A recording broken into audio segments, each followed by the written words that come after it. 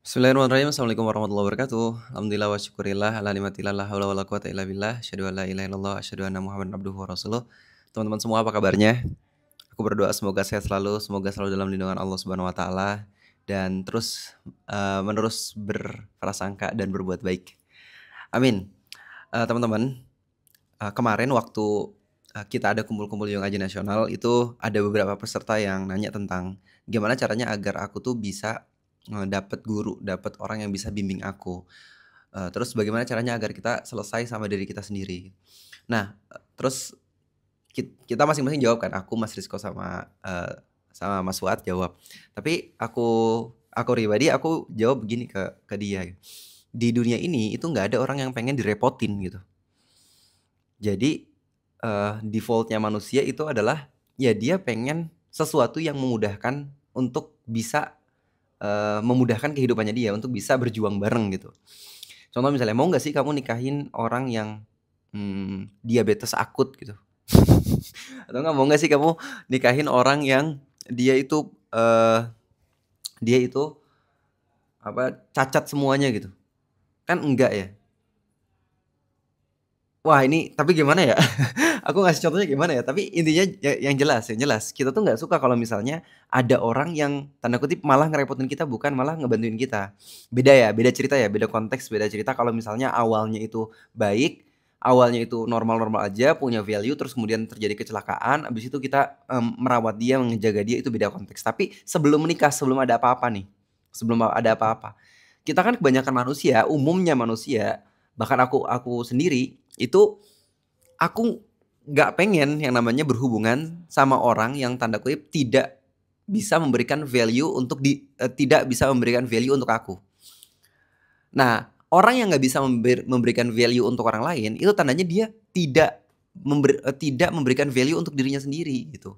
Contoh misalnya, kalau ada orang yang dia itu rajin baca buku, ada orang yang menjaga tubuhnya, ada orang yang dia tuh rajin membangun relasi, membangun silaturahim, dia ngebangun bisnis sendiri, itu kan sebenarnya adalah bentuk dia tuh menghormati dirinya sendiri. Karena aku hormat sama waktuku, aku nggak pengen gunain waktu ini untuk hal yang sia-sia. Aku nggak pengen cuman abis nonton YouTube, scrolling TikTok. Aku nggak pengen waktu ini abis cuman untuk main game gitu misalnya. Nah, karena dia nggak pengen waktunya sia-sia, akhirnya dia rencanain tuh hidupnya. Dia jaga tubuhnya, dia tambah kapasitas otaknya, dia juga tambah tambah pemasukan finansialnya dan lain sebagainya. Nah, ketika dia tuh sudah bisa menghormati dirinya sendiri, menghormati waktunya, menghormati dirinya, menghormati pikirannya dengan asup mengasup-asup, memberikan informasi yang baik buat kepalanya, tentunya dia akan jadi orang yang bervalue. Nah, ketika dia sudah menjadi orang yang bervalue, orang lain yang berhubungan sama dia itu akan dapat impact-nya gitu. Nah, jadi orang yang ada sama kita itu sebenarnya nggak jauh beda value-nya dibandingkan kita gitu. Jadi kalau misalnya maksudnya aku nikahin istriku, nikahin Dena, itu karena Dena itu sudah menghormati dirinya sendiri. Dia menghormati tubuhnya sebagai seorang perempuan, dia menjaga dirinya, dia menjaga hatinya, menjaga imannya gitu. Nah, karena dia sudah menghormati dirinya sendiri, akhirnya aku pengen nikahin dia gitu. Nah, setelah nikah, aku tanda kutip mendapatkan value-nya dia juga gitu, dan dia juga mendapatkan value-nya aku gitu. Jadi kita tuh sama-sama simbiosis mutualisme. Nah, pertanyaannya, apakah ada orang yang tanda kutip dia sudah ada di level berapa nih? Level 10. Kemudian kita itu ada di level 2. Ayo dong, aku pengen dong satu circle sama kamu gitu. Aku pengen dong kamu membimbing aku. Nah, pertanyaannya apakah itu akan terjadi? Jawabannya adalah sangat-sangat sulit untuk terjadi gitu ya. Sangat-sangat sulit untuk terjadi, sangat-sangat sulit. Contoh misalnya Imam Malik yang nulis kitab Muwatta tuh, Al-Muwatta, itu punya banyak murid. Muridnya ada banyak banget. Nah, pertanyaannya, apakah semua murid itu bisa mendapatkan bimbingan langsung dari Imam Malik? Jawabannya enggak, gitu. Siapa yang mendapatkan bimbingan langsung dari Imam Malik? Jawabannya adalah Imam Syafi'i. Kenapa Imam Syafi'i itu dipilih oleh Imam Malik? Karena Imam Syafi'i punya level yang berbeda dibandingkan murid-murid yang lain. Imam Syafi'i waktu itu datang kan, beliau tuh gede di Gaza, kemudian pergi ke tempat Imam Malik, habis itu aku pengen ketemu Imam Malik sibuk. Aku pengen ketemu Imam Malik sibuk gitu. Bukannya sombong ya, maksudnya orang yang ada di level 10 tuh bukannya sombong, mereka tuh kesibukannya tuh banyak gitu. Nah, terus ditungguin sama Imam Syafi'i. Terus abis ditungguin sama Imam Syafi'i, satu ketika Imam Malik berpapasan sama Imam Syafi'i. Abis itu dia bilang, "Apa yang kamu cari dari aku, Nak?" gitu. "Oh, aku pengen berguru langsung sama engkau. Apa yang udah kamu bawa?"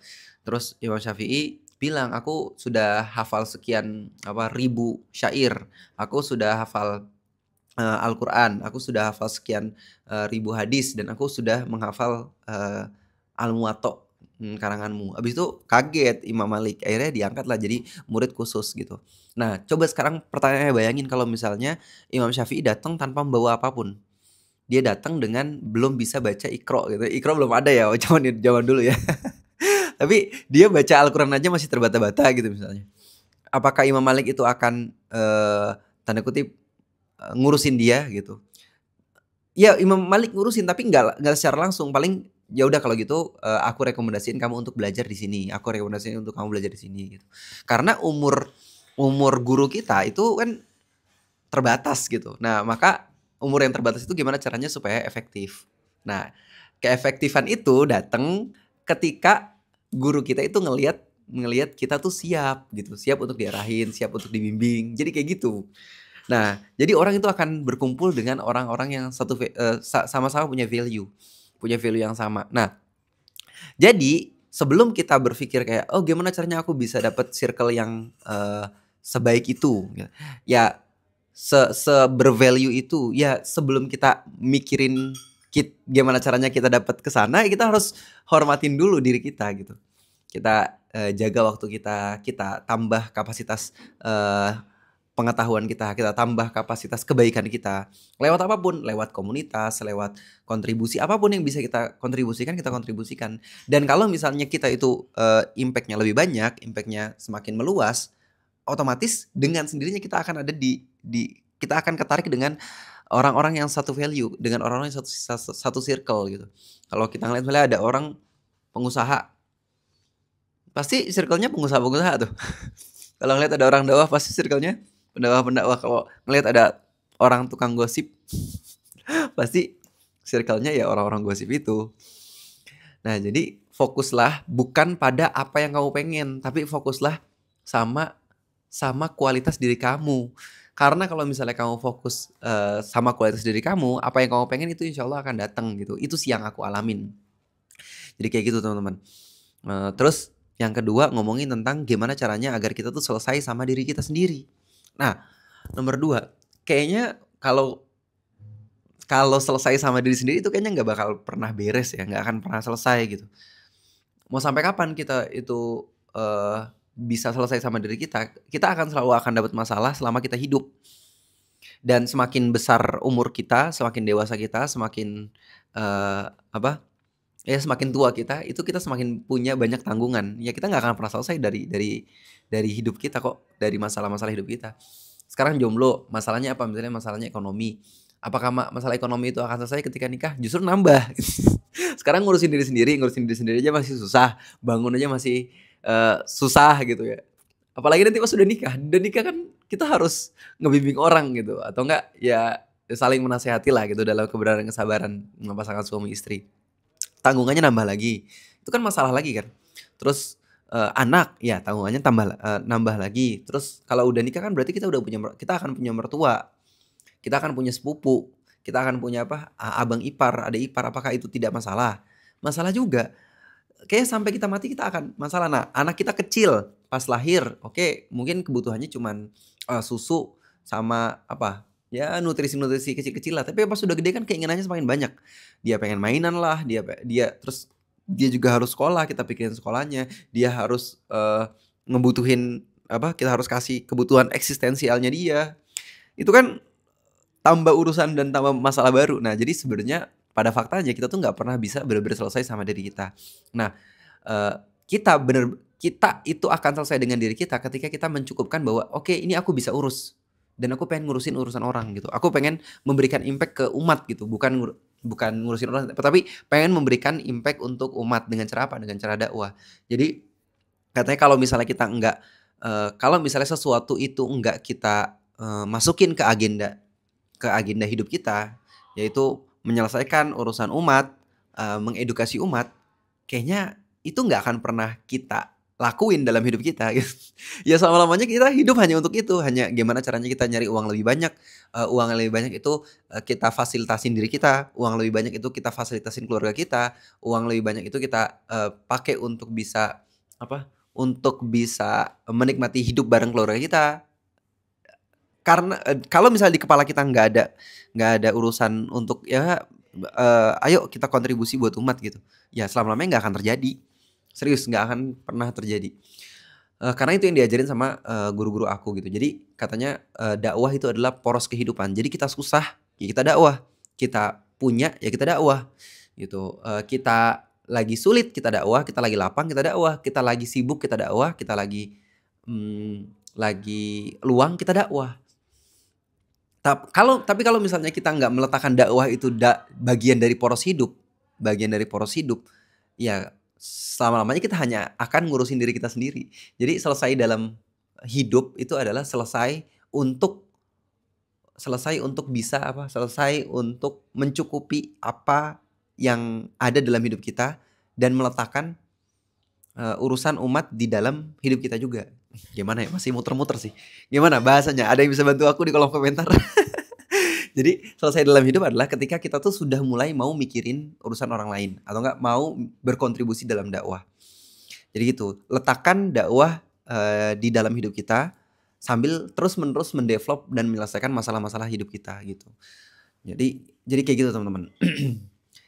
Sekarang coba bayangin deh, pernah nggak sih teman-teman berandai-andai seandainya aku punya motor gitu, aku bakal lebih sering datang kajian nih atau enggak lebih mudah untuk bisa, mengkaji Islam nih.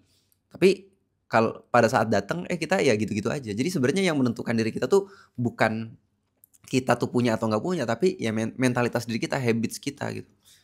Aku kemarin kemarin malam ngedenger ada orang yang ini, yang apa, di reels gitu ada orang yang marah-marah katanya, eee, "Kalau misalnya ada yang bilang ke kamu," ada yang bilang ke kamu, "Ah, mumpung kita masih jomblo, ya udah nakal-nakal aja, nanti kita bakal tobat setelah kita nikah," gitu. Segera jauhin orang seperti itu. Kenapa? Karena aku udah dapetin banyak teman-teman aku yang nakal pada saat dia, jomblo, pas udah nikah nakal juga. Jadi sebenarnya, kalau kita ngeliat, "Ih, dia mah enak ya," ya wajar aja dia mah bisa dakwah karena dia udah punya mobil, wajar aja dia dakwah, rumahnya besar, wajar aja dia dakwah, dia udah punya usaha, wajar aja dia dakwah A, B, C, D.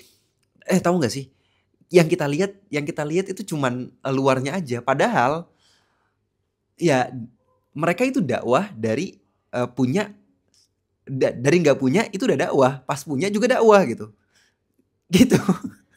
Dan itu yang terjadi sama, Ustadz Felix tuh dulu waktu pas apa, masuk Islam beliau udah dakwah. Beliau, share Islam, kemudian nikah juga untuk dakwah. Ustadz Felix cerita tentang banyak, kejadian waktu, beliau itu belum ada di titik sekarang. Yang kita lihat mungkin Ustadz Felix udah ada di titik sekarang, udah punya studio dakwah, udah punya A, B, C, D gitu. Padahal beliau sebelum punya itu semua ya beliau dakwah gitu. Jadi kita jangan ngelihat sebelah mata gitu. Ya kita, seseorang itu akan apa, akan terbentuk itu bukan berdasarkan dia punya atau enggak. Tapi seseorang itu akan terbentuk berdasarkan ya habits-nya dia, berdasarkan prinsip hidupnya dia. Dan, teman-teman jadikanlah ini pesan dari guru-guru kita sih dan istilahnya udah sering dipakai, yaitu jadikanlah dakwah sebagai poros hidup, gitu. Kita jomblo, kita tetap, nge-share kebaikan, kita tetap mikirin umat, kita tetap dakwah, pada saat kita nikah, kita tetap dakwah, aku tahu masalahnya akan semakin banyak, tapi kita tetap dakwah. Kita nggak punya, kita tetap dakwah. Pokoknya jadi poros hidup. Kalau tahu poros kan ya, roda itu mungkin bisa berputar dari atas ke bawah, tapi ya poros tetap di tengah gitu. Nah, karena itulah yang Rasulullah SAW lakukan ketika, beliau mendakwahkan Islam. Rasulullah nggak punya sesuatu sebelum beliau diutus jadi nabi, ya beliau share kebaikan. Setelah beliau diutus jadi nabi, beliau share kebaikan. Pada saat beliau masih mengembala kambing, ya beliau share kebaikan. Setelah beliau udah jadi pedagang kaya, ya beliau share kebaikan.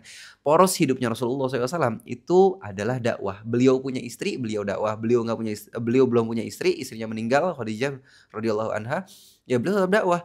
Pamannya meninggal, pamannya masih hidup, beliau dakwah. Pamannya udah meninggal, beliau tetap dakwah. Dan dakwah dijadikan sebagai poros hidupnya. Jadi dan mungkin pertanyaan terakhir, kenapa kita harus dakwah? Kenapa dakwah terus jadi poros hidup? Ya karena kalau kita ngandelin ibadah kita sendiri, kita kayaknya sulit buat dapat pahala gitu. berapa jam sih kita baca Quran gitu? Berapa jam sih kita sholat? Ya kayaknya kita sholat ya segitu-gitu aja gitu. Satu sholat ya 5 menit, 10 menit paling lama gitu. Dan 10 menit itu udah jarang banget, 5 menit lah. Subuh, zuhur, asar, maghrib, isya gitu kan. Nah ini 5 menit. Nah pertanyaannya, apa iya dengan sholat kita yang tidak khusyuk seperti itu kita mengharapkan surganya Allah? Kan sulit gitu. Nah, gimana caranya agar kita bisa dapat pahala yang berlipat ganda? Caranya adalah ya dengan cara ngajakin orang untuk bisa taat sama Allah, ajakin orang untuk bisa sholat, ajakin orang untuk bisa ngaji, ajakin orang untuk selalu ingat Allah gitu. Nah, jadi kayak gitu teman-teman. Makasih udah dengerin celotehan aku. Semoga bermanfaat. Ada 2 poin ya. Yang pertama itu ngomongin tentang gimana caranya kita agar bisa diterima sama guru kita, atau enggak bisa diterima sama komunitas kita. Caranya adalah dengan punya value, pupuk value di dalam kita, jangan ngarepin circle-nya gitu, tapi pupuk value-nya. Yang kedua ngomongin tentang dakwah. Selesai sama diri sendiri. Jadi kita nggak akan selesai sama diri sendiri kecuali kita sudah meletakkan dakwah itu sebagai poros hidup. Makasih. Assalamualaikum warahmatullahi wabarakatuh.